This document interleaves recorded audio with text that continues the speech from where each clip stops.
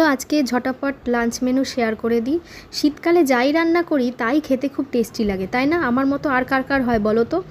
তো চলো আজকে প্রথমে আছে হাঁড়িতে গরম গরম ভাত, তারপর করেছি শিম দিয়ে ডাল। এখন শীতকালে শিমটা খেতে প্রথম প্রথম খুবই ভালো লাগে। মুসুর ডাল করেছি শিম দিয়ে, বড় বড় করে শিম, মানে মাঝখান দিয়ে আর কাটিনি, গোটা গোটাই রেখেছি। আর তারপরে আছে চিকেন পকোড়া। চিকেনের সলিড পিসগুলো না আমাদের বাড়িতে কেউ খেতে চায় না, তাই ওগুলো পকোড়া করে ভেজে দিলে নিমেষে উঠে যায়। এটা হচ্ছে ওল কচু, ভাতে দিয়েছি, লঙ্কা দিয়ে সর্ষে তেল দিয়ে মেখেছি।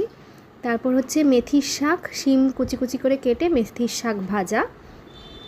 আর আজকে ছেলে বায়না করেছে রাত্রিরে পরোটা খাবে, তাই জন্য একটু ঘুগনি করে রেখেছি, এটা রাতের জন্য। আর আজকে শো স্টপার হচ্ছে লোটে মাছের ঝাল। গোটা গোটা করে লোটে মাছ রান্না করেছি, একদম তেল মশলা দিয়ে বেশি করে ঝাল দিয়ে।